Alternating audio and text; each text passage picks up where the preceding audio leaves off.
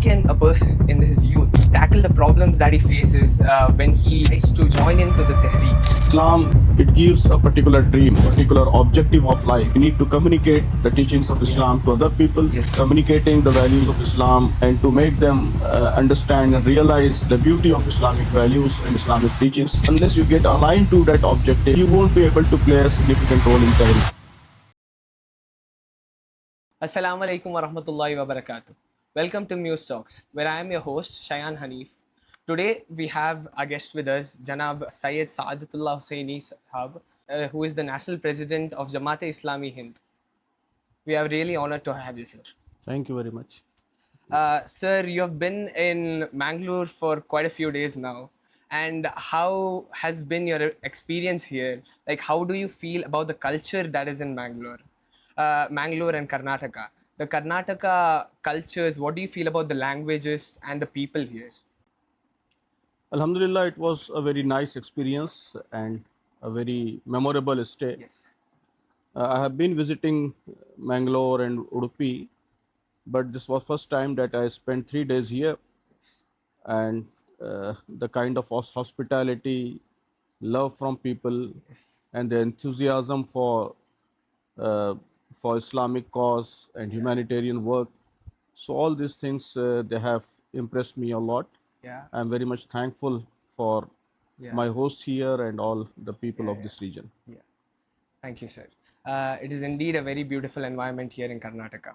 So, what I'd like to ask you first is like, for a long time now, we have seen problems. Problems like NRC, CAA, triple talaq, and many other problems we have seen in the past. Though these problems were in the past in the sense 5 or 6 years back, we still see them as problems. So, has our approach been wrong, or is it that we are lacking in effort? Is it that we do not do the things that need to be done in the right way to tackle the problems? So, what is it that we are lacking? So the first thing that I would like to emphasize is the kind of problems that Muslim Ummah is facing today. So there is no immediate and short-term solution for it. So Ummah need to be prepared for sustained long-term struggle. Unfortunately, we do not have that patience and that capacity to sustain the struggle. That is the biggest shortcoming that we are having. So there is no immediate and short-term solution. We need to work for certain long-term goals, particularly impacting the public opinion of people here. That is the most important target that we need to achieve. Unless we impact public opinion here and public opinion becomes more favorable for Islam and Muslims, these problems, they are not gonna settle. So, as we have seen before, like Tehreek, that is a movement in Islam. So, the Tehreek, their goal is Iqamati-e-Deen, establishing Islam in the society today. So, how can an individual, a Muslim, make the goal Iqamati-e-Deen his goal, a part of his life? It has mainly two dimensions. We have been describing it as Qawli Shahadat and Amli Shahadat. That means practical witness and oral witness. So number one is we need to be the practical witness of all the teachings and values of Islam in all the capacities that we have.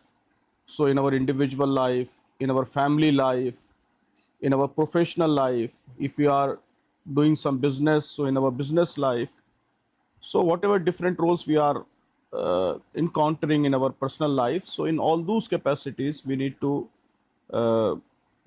present the practical model of Islam. That is the most important thing. Second thing is oral witness, that we need to communicate the teachings of Islam to other people and to make them understand and realize the beauty of Islamic values and Islamic teachings. So these two are the things that formulate the main pathway to Iqamatuddin, and these things can be done by any individual. Every individual is liable for these duties. In the case of a person in a youth, so for example, me, how can a person in his youth tackle the problems that he faces when he tries to join into the Tehreek? So how did you counter the problems? For example, you were the national president of SIO India. So how did you face the problems and reach to such a height? So most important thing is what mission or what objective that you are aspiring to achieve in your life.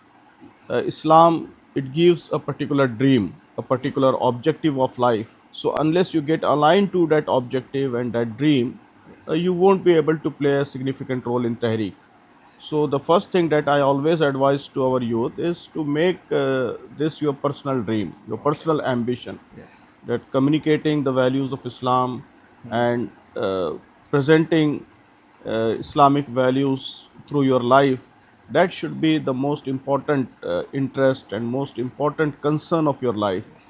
So if you do this, all things, inshallah, will get automatically settled. Other things, your career, your education, your family life, mainly youth, they get disturbed in balancing all these roles Yes. Yes. Yes. while performing in Tehreek. How can they balance their career? How can they balance their family life? That becomes the main issue. So if your objective of life is clear and that becomes the dominant force and dominant guiding light of your life, Yes. I think it does not make a big problem. You automatically adjust the other things and automatically balance different roles Yeah. and make them subservient and make them part of your Yeah. life mission. Yeah. Okay, you're saying that we bring a balance between the dunya and the akhirah. So what we are doing for this dunya and the akhirah. Rather than balancing, I would say dunya should also be part of your akhirah mission. Okay. So Yeah, getting success in akhirah, that is your mission, that is your objective, and dunya is the main test through which you can achieve akhirah. yeah. So this is not something which contradict with each other or that which clashes with each other. Rather, utilizing dunya for the pleasure of Allah subhanahu wa ta'ala, that only is the way to achieve akhirah, success in akhirah. Yeah. And another problem that youth face who are working for this mission is how they are very impulsive and energetic when they face problems. So how can they manage to respond instead of react to a problem? So main difference is how you control your emotions, right? How you control Yes, your yes, emotions and impulses. indeed. Response and reaction, main difference is reaction is mainly emotion driven, Yeah. while response is logic and wisdom driven, right? Yes. When you decide the things through your brain, Yeah. you think creatively, you think in the light of the guidelines of Quran and Sunnah, and through your wisdom you come to a conclusion and act according to that conclusion, that becomes response. But when you act according to your impulses, according to your emotions, your emotion become main guiding force, then that thing become reaction. Yes. So Quran has emphasized a lot on sabr. Sabr I always define as control over your impulses, Yes. right? Yes, yes, Control yes. your impulses. That only is sabr. Yeah. And sabr, according to Quran, is the main differentiator. That is the main key to success Yeah. in both in this world and hereafter. So that capacity we need to develop in ourselves. Yes. And whenever issue comes, we should think through our brain and Yes. should control our impulses. Yeah. Yeah. The whole Islamic system of worship, it is to control your emotions. So we should get that spirit from our emotion, from our worships, Yeah. and inculcate in us capacity of sabr and capacity of controlling our impulses. Yeah. Okay.